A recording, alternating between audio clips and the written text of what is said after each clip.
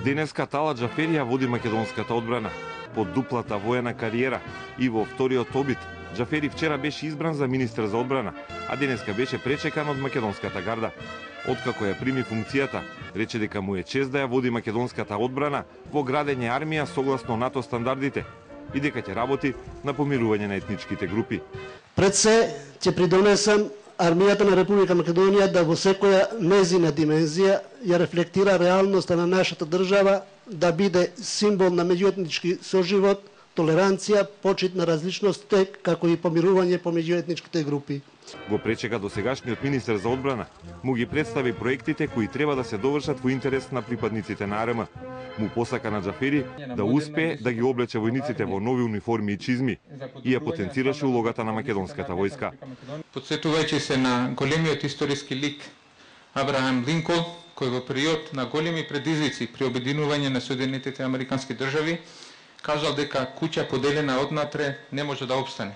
Би сакал да заклучам дека ние мора да се посветиме на градењето на Република Македонија како наша заедничка куќа, која сите граѓани ќе ја почувствуваат подеднакво за своја. Армијата на Република Македонија, како институција со највисок кредибилитет, ја има таа можност и чест да биде лидер во ова насока.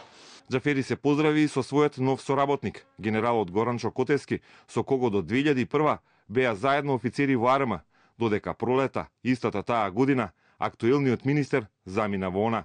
Него прочита краткиот говор до крај, како што прават министрите за одбрана, па наместо поздрав до АРМ, побара поддршка од новите соработници.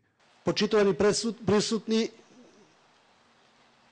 со најголема почит кон сите вас се надевам на вашата поддршка. Бесими Првин се прости од персоналот во Министерството за одбрана и со подароците од началникот на Генералштабот неполн час подоцна стигна во владата. Таму од досегашната евровице-премиерка Теута Арифи ја презеде новата функција подпредседател на владата за евроинтеграции. Арифи по задачите од Брисел сега се насочува локално. Ќе се бори да стане прва жена градоначалник на Тетово.